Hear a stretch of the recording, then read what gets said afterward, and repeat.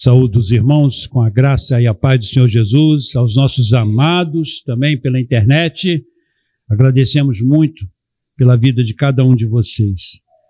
Irmãos, convido os amados a abrirem suas Bíblias em dois textos, tá? Dois textos diferentes, distintos.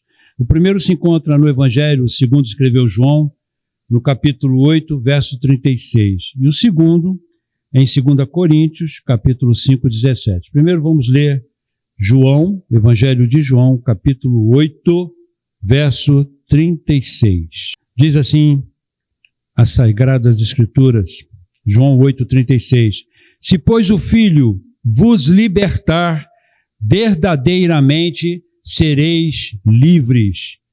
Se, pois, o Filho vos libertar, verdadeiramente sereis livres.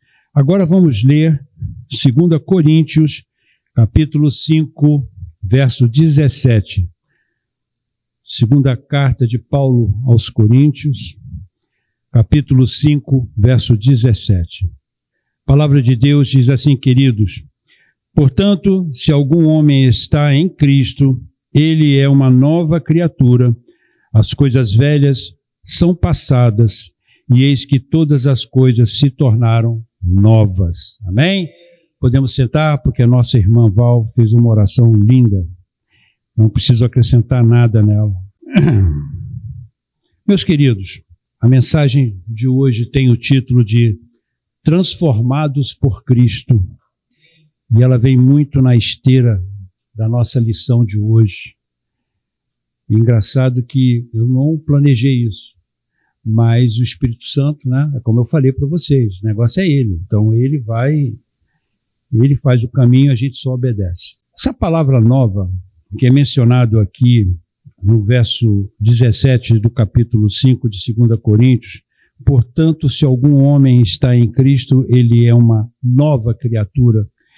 Tá? No grego, kainos, é o verbete grego, que quer dizer o quê? Recentemente feito, fresco, recente, não usado. Achei muito bom essa expressão aqui, não surrado, de um novo tipo, sem precedente, incomum, desconhecido. Isso é o significado do termo grego kainos, que quer dizer nova. Alguém que não foi surrado, alguém novo, nasceu agora, tá? Nunca foi usado. O conceito bíblico de ser feito uma nova criatura quer dizer que Cristo morreu para que vivêssemos a realidade da nova criação. Meus irmãos, Deus está nos levando a uma compreensão desse conceito, nova criatura. O que é ser uma nova criatura? O que significa ser uma nova criatura? E aqui Paulo está descrevendo, olha que coisa interessante, isso aqui não foi planejado, irmãos, simplesmente rolou, tá? Paulo está descrevendo a posição do cristão. Se lembra que nós falamos de reposicionamento? Que Deus te reposiciona, você está numa posição indo para o inferno, Deus te tira dali, né? Tira do reino das trevas e nos transporta para o reino do Filho do seu amor. Fomos reposicionados. E Paulo está afirmando exatamente isso. Se tornar uma nova criatura é você entender que agora, a partir desse momento em que você deixa o Senhor Jesus controlar a sua vida, é você ser reposicionado por Deus em um outro patamar. Você é colocado em uma outra plataforma. Você não vai mais, desculpe até a minha terminologia, porque como Carlos, a nossa área, tá? Mas você não está rodando mais na plataforma X, agora você vai rodar na plataforma Y, que não tem nada a ver com a plataforma X. Você não vai, nem eu nem você, vamos andar nos caminhos que essa plataforma X, que é o mundo, né, nos fazia. Era a nossa praia. Era a nossa praia, eram os barzinhos, as bebidas, né? Eram as festas mundanas, eram tantas outras coisas que o mundo nos oferecia, tá? Sempre fazendo com que a nossa carne fosse maior do que aquilo que Deus tinha para nos oferecer. Isso ilusoriamente, porque a gente sabe que não é assim. A carne nunca vai superar aquilo que Deus planejou para a nossa vida. Então, quando você se entrega a Jesus, e esse é o termo certo, né? Quando eu me entrego a Cristo, eu estou reconhecendo, olha, esse negócio está destruindo a minha vida, a maneira como eu me comporto, a maneira como eu ajo, a maneira como eu falo, a maneira como eu enxergo, a minha cosmovisão está toda ela corrompida, de tal maneira que tudo isso está me levando para o inferno. Você tem esse entendimento. O arrependimento, meus irmãos, ele vem em decorrência da nossa razão. E é um maior erro nós acharmos que, eu vi o pastor falando, tenta convencer um pecador, tá? Sem aquela famosa musiquinha de fundo, o cara está lá no teclado, tá? E está todo mundo se derretendo ali.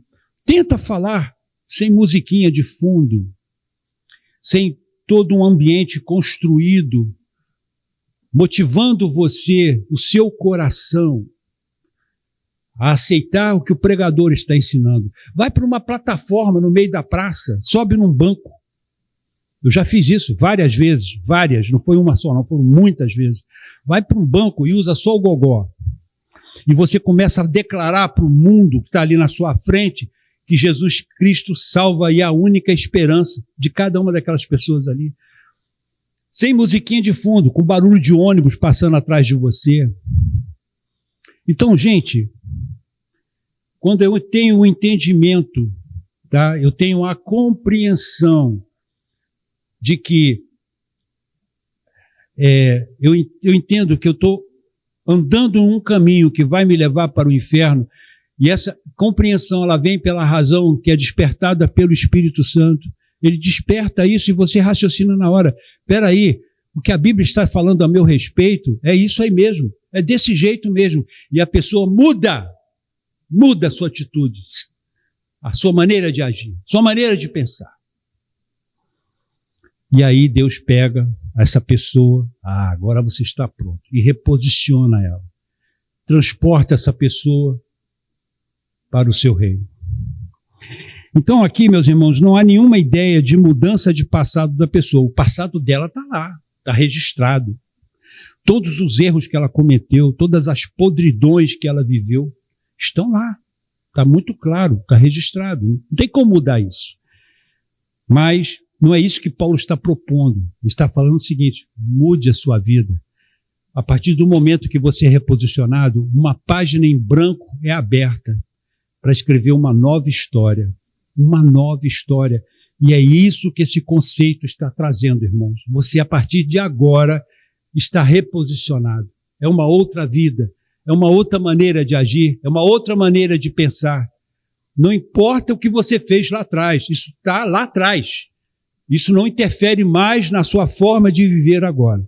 A mudança de sua posição em relação a Deus e em relação ao mundo é que importa agora. E a partir daqui, meus irmãos, nós começamos um processo que também foi falado na Escola Bíblica Dominical, que é o processo de santificação, que envolve uma renovação total da nossa mente. Nós vamos ver isso, queridos, né? Lá em Romanos 12, versículos 1 e 2, um texto que já falamos muitas vezes aqui, vamos continuar falando, porque é a palavra de Deus, onde Paulo, ele praticamente implora, porque ele começa o texto dizendo: suplico-vos, eu imploro a vocês, pelas misericórdias de Deus. É como se Paulo falasse assim: gente, entendam, vocês não pertencem mais àquele plano que vocês viviam anteriormente. Então eu imploro a vocês, pelas misericórdias de Deus, de apresentarem, a partir de agora, vocês vão apresentar os vossos corpos em sacrifício vivo, santo e agradável a Deus, que é o vosso culto racional. Ele te chama para aquele momento de inteligência, que Deus tirou as escamas, e Ele tirou aquela nuvem que cobria a sua mente, e você não podia raciocinar. E você não podia entender, até aquele momento em que a razão veio a flora e você entendeu: puxa vida, isso faz sentido.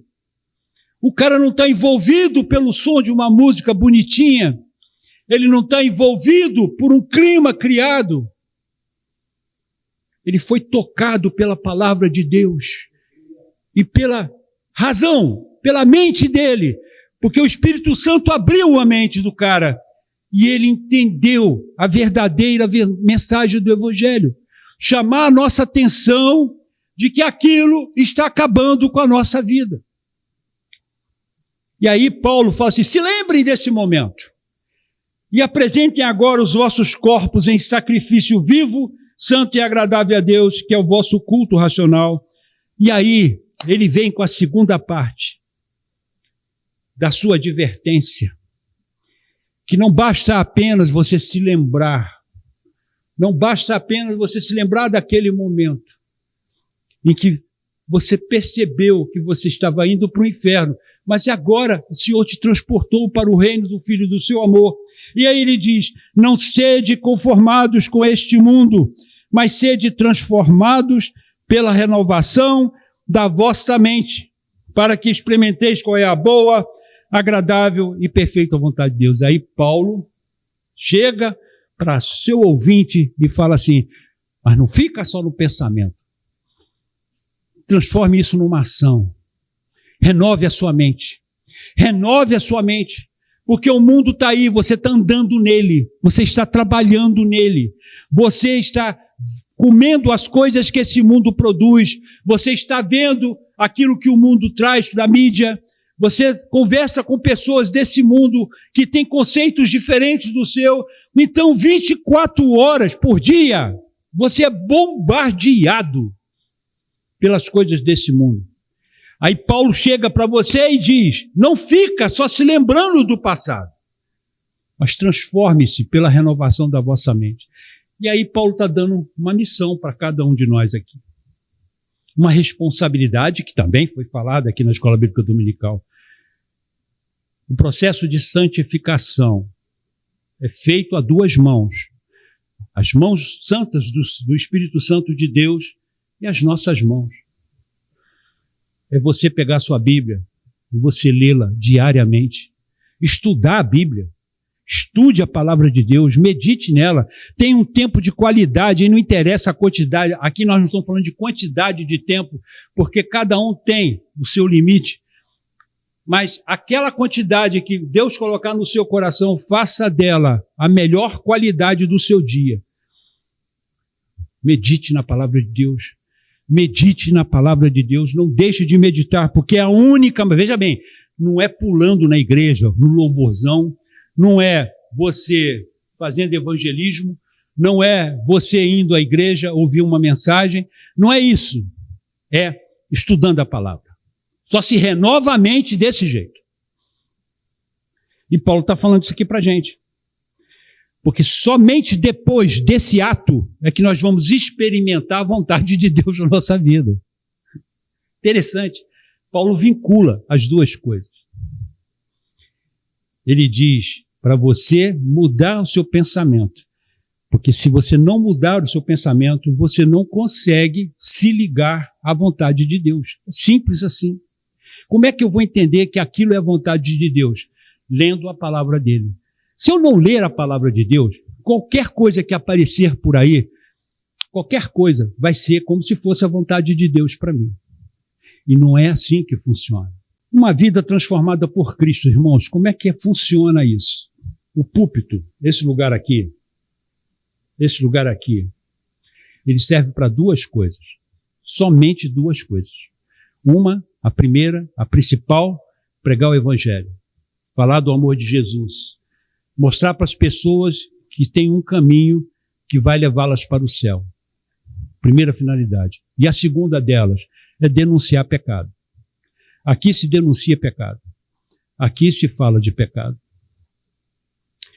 Então, como é que é uma vida transformada por Cristo? Tem um exemplo na Bíblia, irmãos. Eu não consigo achar nenhum exemplo mais claro, mais vívido, mais belo do que esse, que é a conversão de Zaqueu. Gente, para quem lê aquele texto com calma, fazendo como o nosso pastorzão Carlos fala, lendo como se estivesse bebendo uma xícara de chá quente, não esqueça dessa palavra. Entende? Lendo devagarzinho, meditando. E aí nós vamos fazer isso aqui agora. Porque este é um exemplo, meus irmãos, de uma vida transformada. Vamos lá? Vamos abrir nossas Bíblias lá em Lucas 19. E a partir do verso 1, nós vamos ler o seguinte. Lucas capítulo 19, a partir do verso 1. E Jesus entrou e passou por Jericó.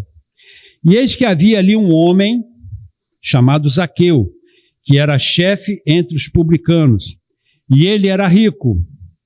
E ele procurava ver quem era Jesus e não podia por causa da multidão, porque ele era de pequena estatura. E ele, correndo adiante, subiu em uma árvore de sicômoro para vê-lo, porque ele estava por passar naquele caminho. Vocês vão lendo o texto e vocês vão começando a ver as cenas na tua frente. Jesus, ao chegar naquele lugar, olhando para cima, viu e disse-lhe: Zaqueu, desce depressa, porque hoje eu devo pousar em tua casa.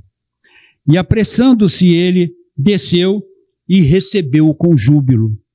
E vendo isto, todos murmuravam, dizendo: e ele foi ser hóspede de um homem que é pecador. E Zaqueu, ficando em pé, disse ao Senhor: Senhor, eis que metade dos meus bens eu dou aos pobres. E se alguma coisa eu tenho tomado de algum homem, por falsa acusação, o restituo quadruplicado.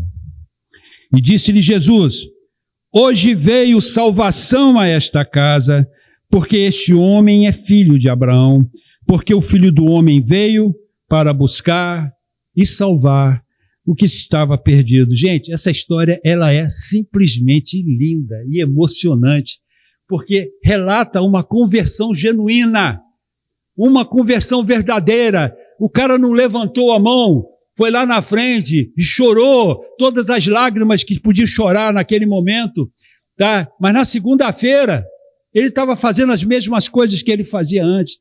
Nós estamos falando de uma conversão, onde o camarada toma uma atitude e ele trabalha uma mudança na sua vida radical.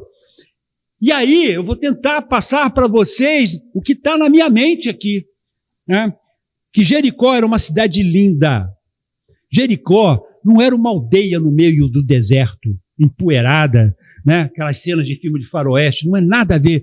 Jericó era uma estância termal, lugar só de gente rica.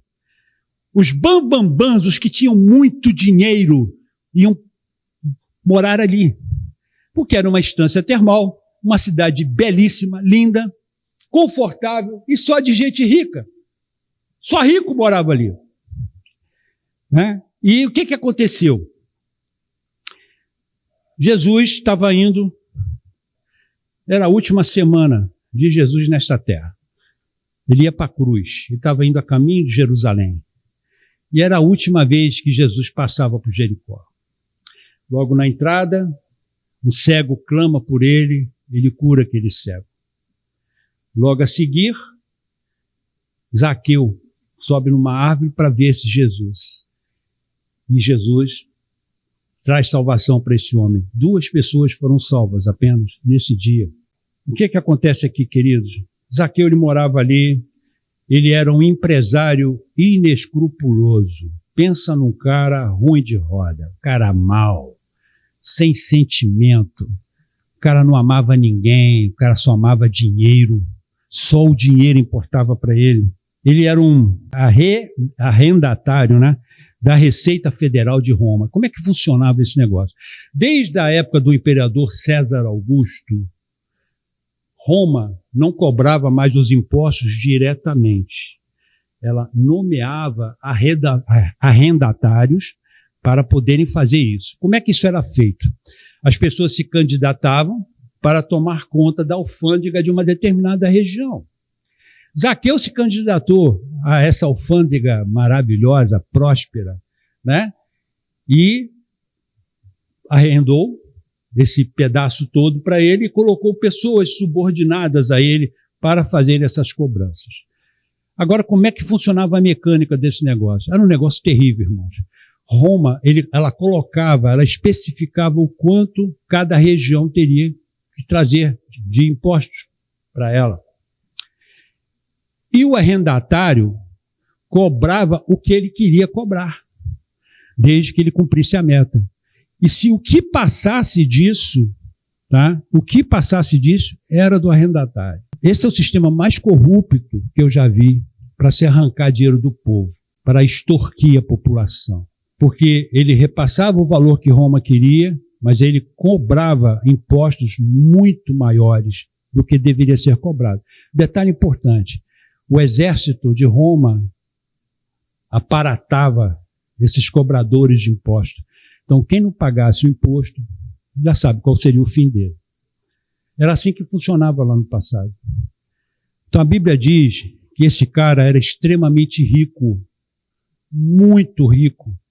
E é por isso que todo publicano, que era assim que eles eram denominados, eram judeus, eram compatriotas, eram patrícios, era irmão dos seus patrícios ali. Eles viviam, tá? Eles olhavam para esses caras e olhavam com ódio mortal, porque os considerava traidores da pátria.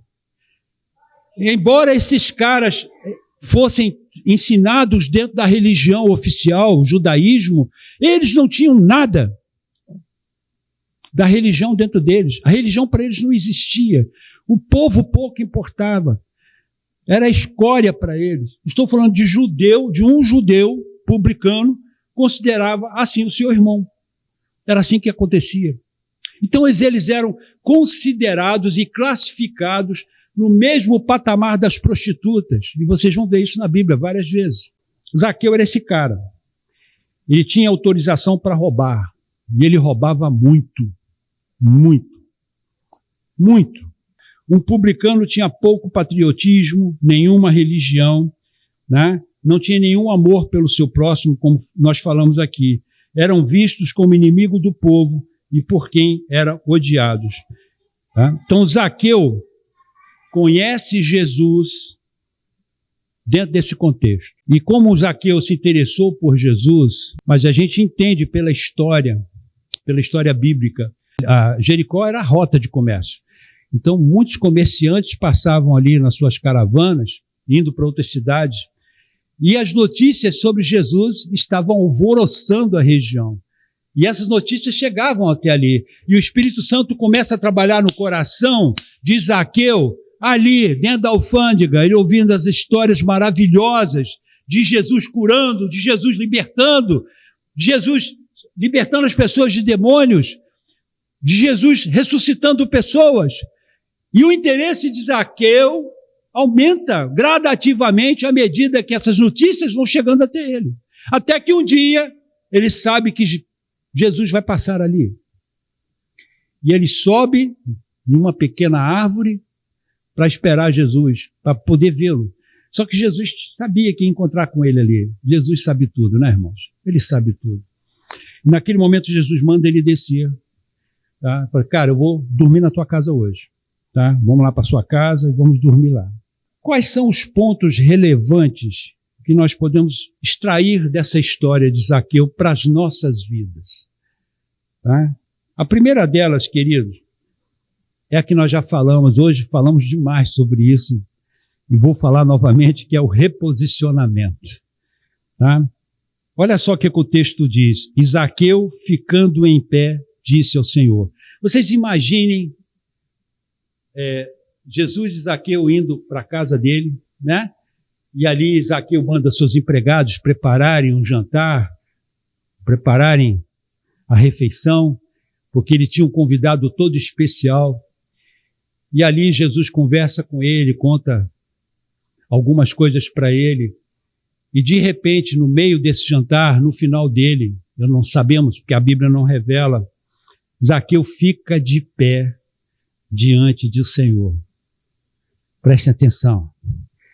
Zaqueu se levanta de uma forma imediata diante do Senhor. E o que significa isso?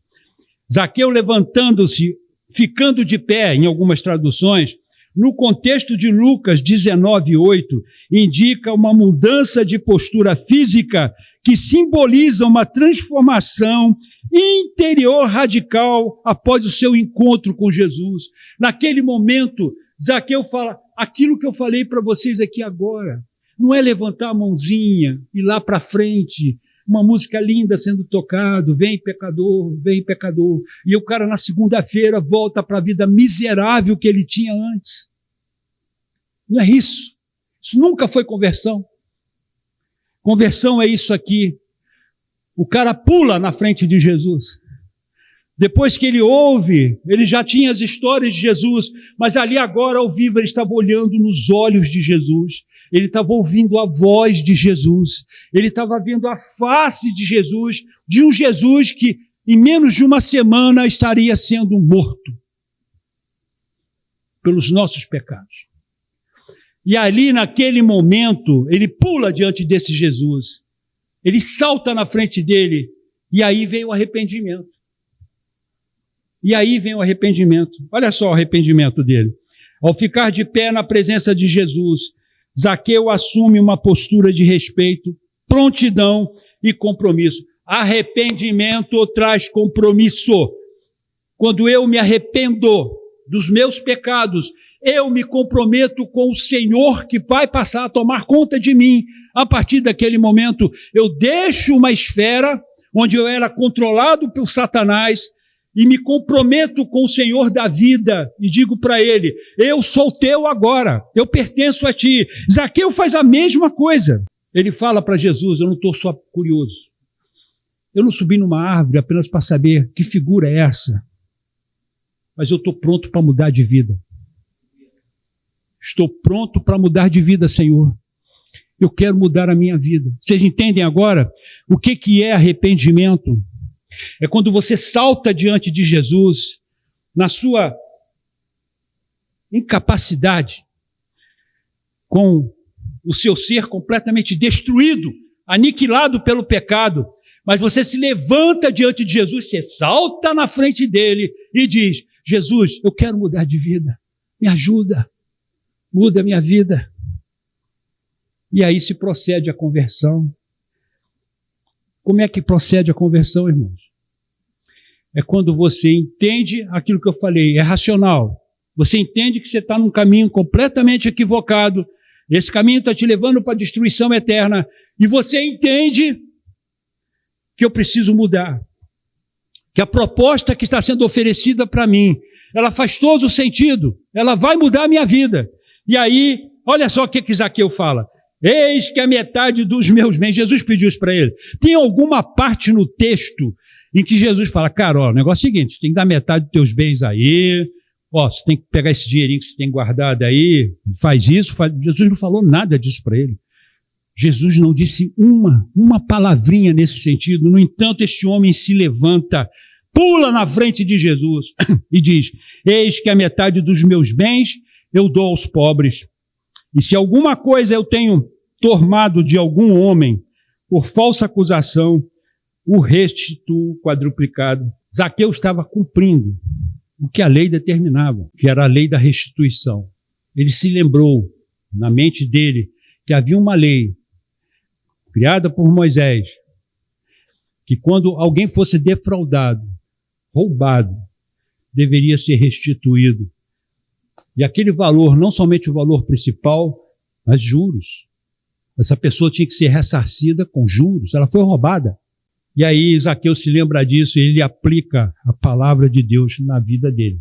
Isso é conversão. É quando alguém está dizendo para você, você está no caminho errado, torto, você está indo para o inferno, tá? Você vai se arrebentar todo, a eternidade inteira, longe de Deus, sofrendo coisas que você nem imagina e nem eu imagino. E aí a pessoa entende isso e ela aplica essa palavra na vida dela. Não, eu quero Jesus para mim. Então, queridos, pessoalmente, eu, Cleiton, eu sou defensor da tese de que você se converte todos os dias dentro do processo de santificação. Mas como é que procede essa conversão?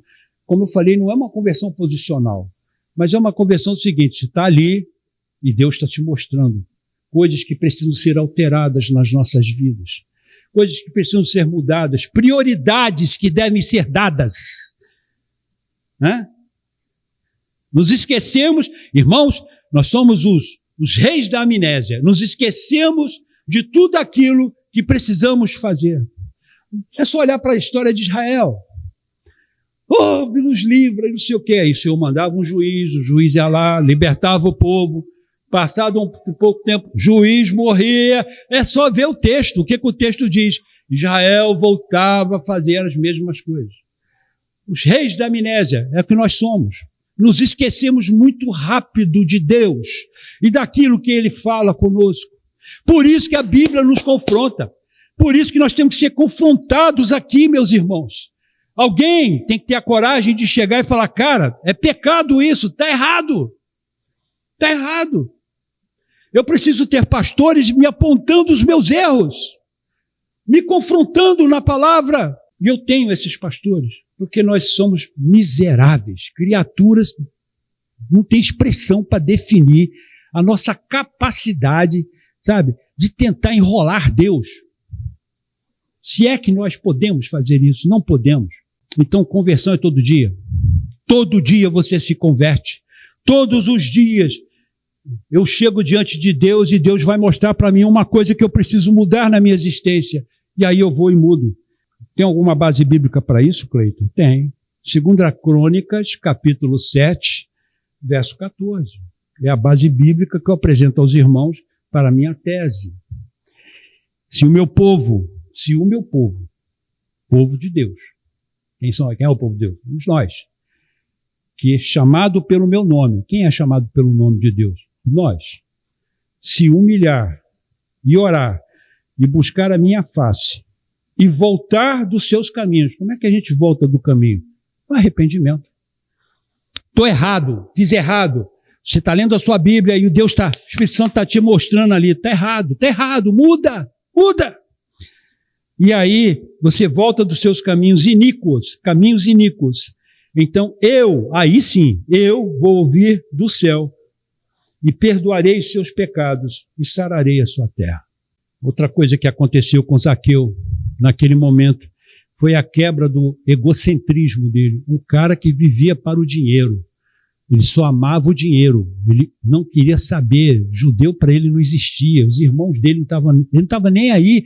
Se o povo estava sofrendo, a míngua, passando fome, para ele pouco importava tudo isso. Antes, Zaqueu era descrito como um rico egoísta, que não tinha nenhum patriotismo e nenhuma religião, e não demonstrava nenhum amor pelo seu próximo. E ao levantar-se, quando ele fica de pé na presença de Jesus e oferece seus bens, ele demonstra que o amor de Jesus mudou todo o seu ser. É assim que funciona. Paulo fala isso em Coríntios. O amor de Cristo me constrange. E é assim que nós temos que funcionar. Então, irmãos, a tradição cristã, ela revela que após esse encontro, a Bíblia não fala mais nada sobre Zaqueu, tá? Depois da sua conversão e da sua mudança de atitude. Mas a tradição, história, né? Depois do encontro que Zaqueu teve com Cristo, Zaqueu deixou de ser publicano, né? E ele era antes odiado por enriquecer à custa dos outros e se tornou um exemplo de discípulo de Cristo.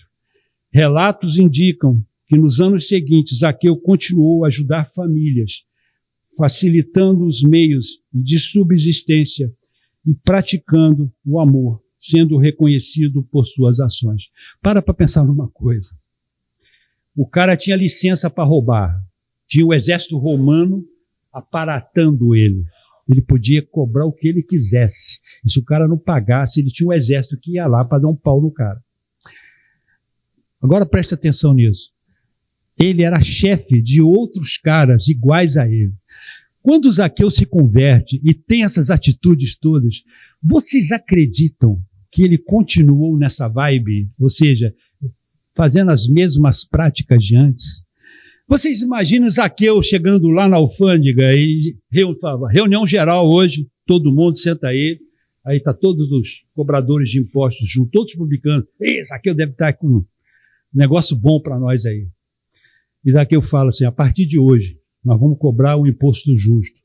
nenhum de nós vai cobrar além do valor. Nenhum de nós vai mais extorquir ninguém. O que vocês acham que aconteceu com Zaqueu, gente? Você acha que ele foi abraçado no final da reunião? Vocês acreditam que ele conseguiu, de todos aqueles cobradores, apoio? Imagine o que Zaqueu teve que enfrentar a partir do momento desse encontro dele com Cristo. O mundo caiu em cima dele. E o prestígio que ele tinha com as autoridades romanas, porque ele não tinha amigos judeus, mas ele frequentava as grandes e pomposas festas romanas.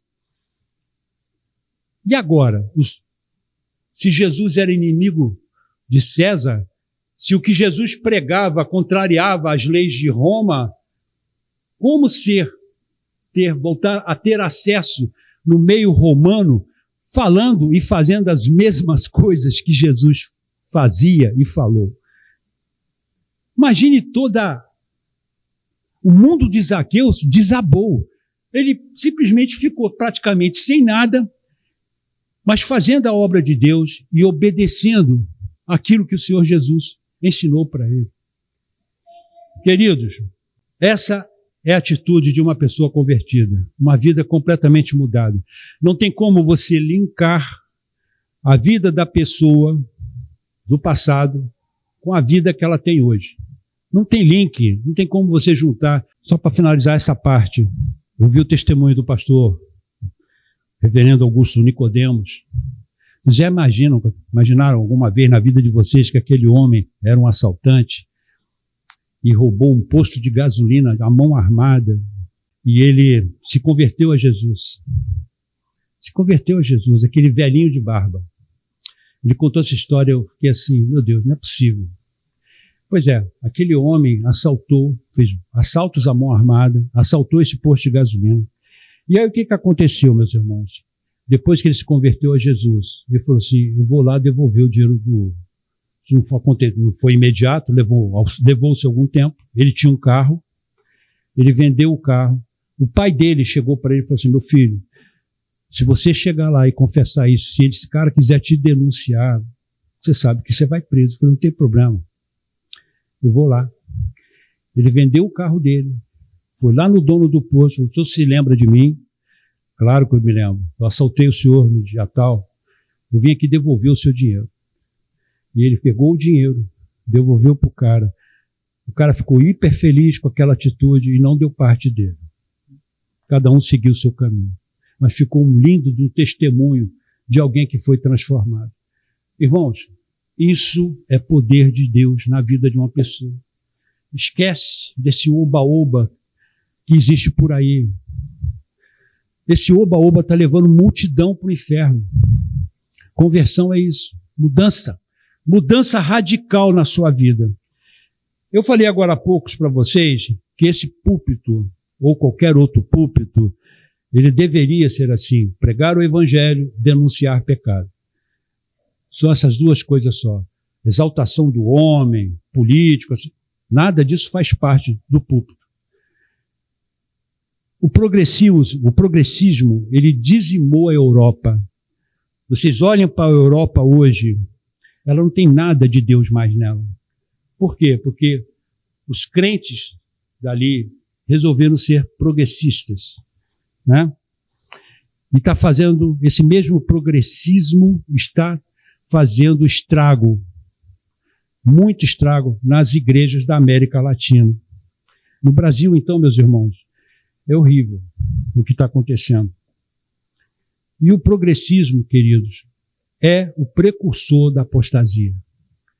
Todo progressista, ele vai pender um dia para a apostasia. Ele vai se tornar um apóstata. E nós já temos vários exemplos hoje na mídia, de pastores se apostatando. Essa semana eu fiquei arrasado.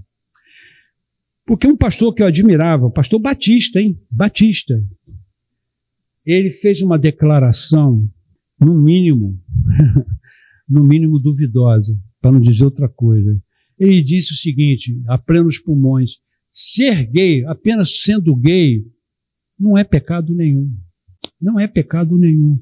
E eu estou falando de um pastor, tá, que está na mídia ensinando apologia, mostrando a verdade bíblica. Ele diz, não, o cara pode ser gay, ele pode ser um homossexual, tá? E não há problema algum. Ele pode ser, ele só não pode praticar, mas ele pode estar dentro da igreja, e se ele sentir algum desejo ali por algum irmão, ou pelos braços cabeludos do pastor, tá? Não tem problema. Está só no desejo, está na esfera do desejo. E aonde está o erro nisso? Tiago, irmãos. O que Tiago diz? Onde que começa o pecado? Ele começa na sua concupiscência, no seu desejo desenfreado. E ele fala mais, depois desse pecado concebido, tá? Ele se transforma em morte para a vida da pessoa. Então o desejo errado, o desejo desenfreado, ele é pecado sim, porque começa ali, é nesse momento. E aí eu lamentei muito o que esse pastor disse, um cara que eu respeitava, mas a partir de agora está na minha lista negra. A quantidade de pastores e líderes que têm cedido a pressões de uma sociedade que defende uma interpretação contemporânea e inclusiva do Evangelho tem aumentado exponencialmente. E aí, meus irmãos, o que isso quer dizer? Nós temos um monte de gente para ficar bonito na fita, está simplesmente esquecendo do que a palavra de Deus diz. Como, por exemplo, tem ministérios que aceitam pastores que caíram em adultério ministrando a palavra. Ah, mas aí a esposa perdoou. Glória a Deus. A igreja perdoou. Glória a Deus. Mas o perdão não tira o fato de que ele passou a ser desqualificado para trazer a mensagem. Ele não tem mais condições morais, tá, para poder trazer a mensagem. Maravilha! Ele foi perdoado pela igreja, ele foi perdoado pela esposa, mas está desqualificado como pastor. Não pode ser mais pastor. Acabou. Pensasse antes nisso, antes de cometer o pecado. Cleito, isso é duro demais. Não, é a Bíblia que determina desta maneira. Estamos cheios de pastores assim, no ministério. Eu conheço um monte, e pertinho de mim. Irmãos, progressismo é aquele jeitinho que você dá na verdade bíblica. O que é pecado, é pecado. O que é pecado te afasta de Deus. O que é pecado te separa da comunhão de Deus. É pecado, não tem jeitinho. O que tem é o que a Bíblia diz para fazer. Quais são os principais pilares de um cristianismo progressista? Eu já estou encerrando. A primeira delas é a inclusão e diversidade. Busca criar comunidades acolhedoras para a inclusão de todo tipo de orientação sexual e identidade de gênero. A igreja passa a ser um lugar inclusivo, mas a igreja é um lugar inclusivo. Ninguém está discutindo isso. Só que na santidade ela é exclusiva. Venha como você está. Aceite, receba Jesus como Senhor da sua vida. Se liberte dos seus pecados e passe a ter uma vida nova. A partir de agora, é o texto que nós lemos. Aquele que está em Cristo é uma nova criatura. As coisas velhas se passaram e tudo se fez novo. Não tem essa, não, mas tem aquilo que a pessoa carrega como herança. Jesus liberta. Não é uma coisa de ato, de momento. Vai levar um tempo, mas vai ser liberto. Essas coisas vão terminar. Você sabe como é que nós podemos lutar contra aquele pecado que nos assedia o tempo todo? Tá? Que nos perturba a nossa vida o tempo todo? É quando você reconhece que aquilo é pecado. E não tem jeitinho para aquilo. Ou você faz o que a Bíblia diz, ou você está perdido. Esse pecado vai te levar para o inferno. E é assim que a Bíblia coloca. Não, nós temos que entender. Eu entendo pela Bíblia, irmãos. Eu entendo pela Bíblia. Eu não vou mudar minha posição, não vou aceitar de outro jeito, porque é a forma como a Bíblia coloca. E tem pastores hoje que estão assumindo posições completamente à parte da palavra, longe dela. Santidade é santidade. E ponto final, é 100% santo. Agora é um processo. Isso aí, eu entendo. É isso mesmo, é um processo. Você vai tentar agora, vai cair, vai dar com os burros na água. Aí você tenta de novo, dá com os burros na água, mas você vai descobrindo que à medida que o tempo passa e na sua insistência, a partir do momento que você encara que aquele pecado ali precisa ser tirado da sua vida, e você começa a colocar isso diante de Deus, todos os dias em oração, em jejum, em pranto, Senhor, me ajuda, me fortalece, Senhor. Esse pecado vai perdendo força, até que um dia ele desaparece da sua vida. É assim que funciona, meus irmãos. Então a igreja é inclusiva, sim, ao receber as pessoas, como Jesus falou para aquelas pessoas, você está entrando em casa de pecador. Olha, esse cara é um pecador. Jesus, eu vim salvar aquele que havia se perdido. Essa é a nossa missão. Levar Jesus a essas pessoas, recepcioná-las, né? Mas recepcioná-las da forma bíblica, da forma como a Bíblia diz, nos ensina. Eu vejo pastores falando, como esse, por exemplo, e tem outras aberrações interessantes que a gente escuta por aí, que só a misericórdia de Deus, que fogem completamente o que a Bíblia diz. A primeira coisa que precisamos entender é que a igreja ela é inclusiva no acolhimento de todo e qualquer pecador. O texto que eu falei, 19:10, de Lucas, né? Porque o Filho do Homem veio para buscar e salvar o que havia perdido. E agora a salvação é exclusiva para aqueles que se arrependem. Você tem que fazer o que a Bíblia diz. Não é o que o pastor diz. Por isso é importante a leitura da palavra. Então disse-lhe Pedro, arrependei-vos e seja batizado cada um de vós no nome de Jesus Cristo para a remissão dos pecados e recebereis o dom do Espírito Santo. Uma outra coisa, um outro pilar do progressismo é o foco no Jesus histórico, né? Naquele Jesus bonzinho, né? No Jesus que partilha o pão, no Jesus que te dá pão, te dá roupa, o Jesus que abençoador, né? No Jesus Papai Noel. Gente, tem que parar com isso dentro da igreja. Os pastores sérios precisam se levantar contra isso, porque é o que é prometido. E não tem uma parte na Bíblia que dá sustentação para isso. Pelo contrário, Jesus falando, no mundo tereis aflições, mas tende bom ânimo, porque eu venci o mundo.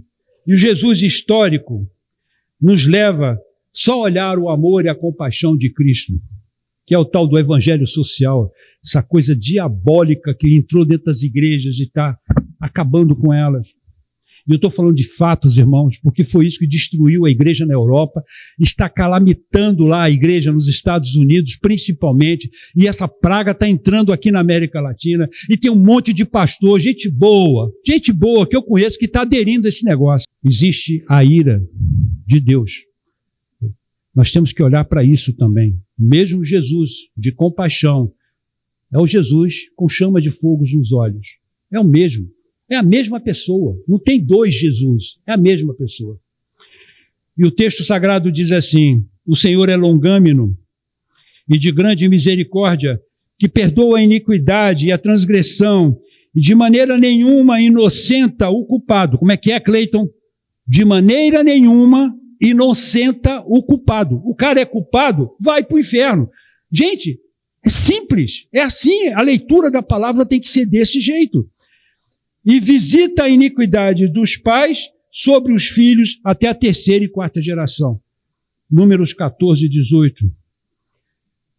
Continua o texto sagrado em Naum, capítulo 1, verso 3. O Senhor é tardio em irar-se e grande em poder, e não irá de forma alguma absorver o perverso. Não vai absorver o perverso. Não vai absorver aquele que peca de forma pensada, de forma deliberada. Tem muita gente hoje pecando de forma deliberada, sabendo que está pecando. A advertência diz assim, ele não irá de forma alguma absorver você, ou a mim. Ou a mim. O Senhor tem seu caminho no vendaval. Vimos os símbolos, né? O Senhor tem o seu caminho no vendaval e na tempestade, e as nuvens são o pó dos seus pés. Continua o texto sagrado. Vede que não rejeiteis ao que fala, porque se aqueles que rejeitaram o que na terra lhes falava não escaparam, muito menos nós escaparemos se nos desviarmos daquele que nos fala lá de cima, nos céus, porque o nosso Deus é um fogo consumidor. Hebreus 12, 25 a 29. Prestaram bem atenção nisso? Esse Jesus histórico que está sendo trazido à baila agora, para falar que Jesus é bonzinho. Não, Jesus entende você, Jesus entende você. Não, Jesus não entende pecado, ele não compreende o pecado. Clama, eu tenho que clamar pelos meus pecados, pedir perdão a ele. Era o que os profetas faziam lá atrás, gente. Gente, a escola já foi dada, a aula já foi dada lá atrás por eles. E nós estamos tentando reinventar a roda. Estamos colocando coisas no texto que no texto não tem.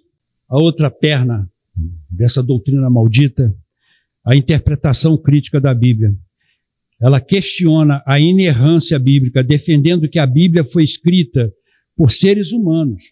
Olha como eu tenho ouvido isso hoje. Gente, está na internet, está igual rastilho de pólvora. Foi escrita por homens, né? Em contexto histórico específico, e por esta razão ela pode sofrer uma releitura, sim. Tem pastores que defendem isso.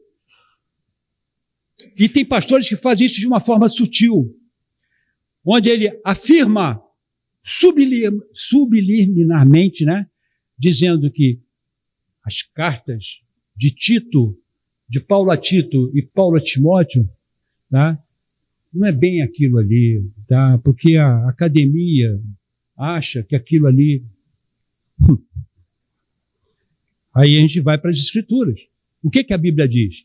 É aqui que importa, irmãos. O que o pastor X ou Y fala, para mim pouco interessa.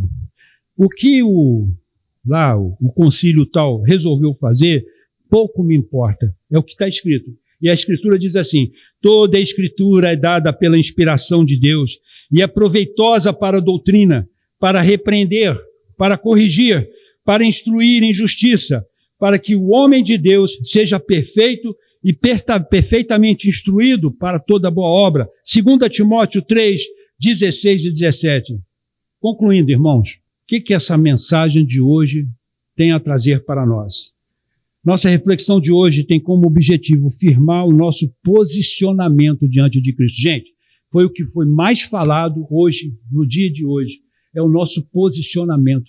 Seja um crente de posição, não seja um Maria com as outras. Está ouvindo, pessoal da internet? Não fique, o pastor tal falou isso. Não, fique com a Bíblia, palavra de Deus. Então, o objetivo é firmar o nosso posicionamento diante de Cristo, como Zaqueu fez. Por isso que eu falo que é uma experiência linda, porque Zaqueu salta em determinado momento daquele momento que ele estava tendo com Cristo. Do nada, ele dá um salto. Ele fica de pé diante de Jesus e fala: Senhor, eu vou fazer o que o Senhor determinar para mim. Quando ele toma essa iniciativa de distribuir seus bens, reembolsar aqueles que ele roubou, simplesmente ele estava aplicando o que já estava registrado nas Escrituras, na lei da restituição. Depois, quem quiser olhar, dá uma olhada lá em Êxodo, capítulo 22. Zaqueu não se intimidou com as consequências, e ele teve várias. Perdeu o emprego, a empresa dele quebrou, ele ficou mal visto aos olhos de Roma, todos aqueles que o cercavam e o bajulavam se afastaram dele, e ele ficou com quem? Com os pobres, com os miseráveis, daquele povo que antes ele humilhava. Assim deve ser a nossa vida, irmãos. Posicionamento. Vai te custar? Vai. Vai.